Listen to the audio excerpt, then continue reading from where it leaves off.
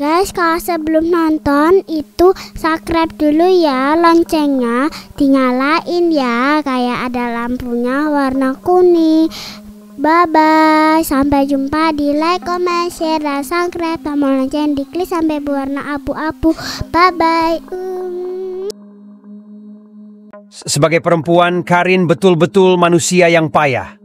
Bahkan oleh keluarganya, perempuan yang baru berumur paruh baya itu dikenal kerap melakukan banyak hal yang berbau kesyirikan. Saat sedang dalam masa terpuruk lantaran terancam bercerai dengan suaminya, kini Karin makin menjadi-jadi melakoni perbuatan tersebut dan ia merasa bebas. Hal itu membuat Karin amat jauh dengan keluarga. Tak hanya dengan suaminya yang telah jelas-jelas menggugat cerai Karin melalui pertimbangan yang entah mengapa terasa amat matang dan tak mungkin dipikirkan lagi untuk kedua kalinya. Di balik semua urusan perceraian ini, masalah sebenarnya berawal dari Karin sendiri yang tak puas dengan penghasilan suaminya. Bahkan meski sang suami berupaya lebih keras dan kreatif untuk menambah penghasilan, uang berapapun yang didapat dari situ masih belum memuaskan gairah Karin yang meluap-luap dalam urusan harta. Ia memang matre dan tak tahu apa itu bersyukur. "Kamu berjualan bertahun-tahun juga enggak nambah apa-apa di kehidupanku, Mas," kata Karin pada suatu malam yang gerah, mengomentari usaha sang suami yang berjualan pakaian di pasar. Dari hari ke hari, konflik pasangan suami istri yang berawal dari kesulitan ekonomi itu kian memuncak. Nafsu terhadap harta yang tak pernah surut membuat Karin kehilangan banyak hal yang dulu amat ia sayangi. Kini, karena hal itu, nasib pernikahannya dengan sang suami berada di ujung tanduk.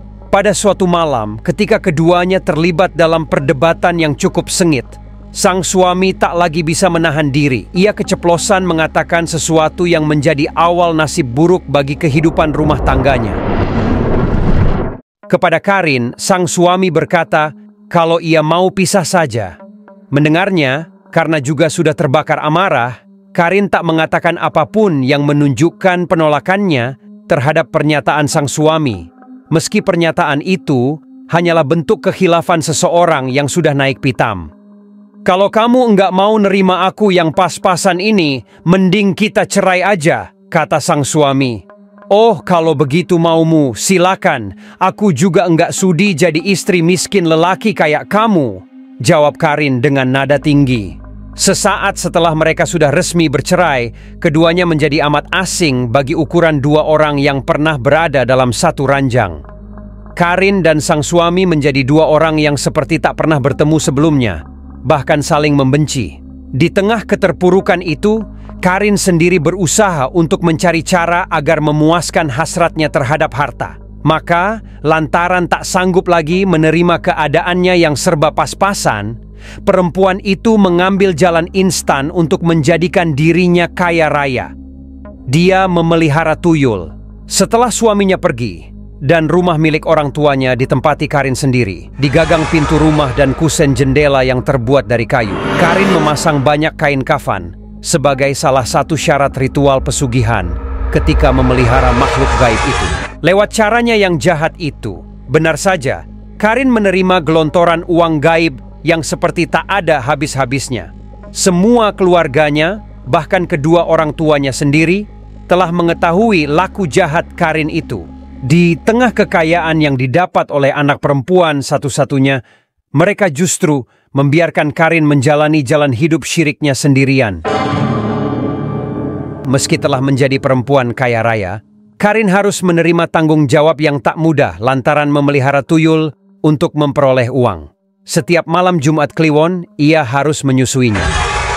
Hal itu tentu tak sesederhana menyusui seorang anak yang masih balita. Konon, ketika menyusui makhluk gaib, seorang perempuan tak hanya kehilangan asinya, ia kehilangan semacam energi spiritual yang membuat seseorang bisa punya nyawa dan menjalani hidup. Suatu malam ketika Karin sudah berada dalam puncak kekayaan, banyak orang dibuat gaduh dengan kabar bahwa ia meninggal di dalam kamarnya secara misterius. Malam itu adalah malam Jumat Kliwon.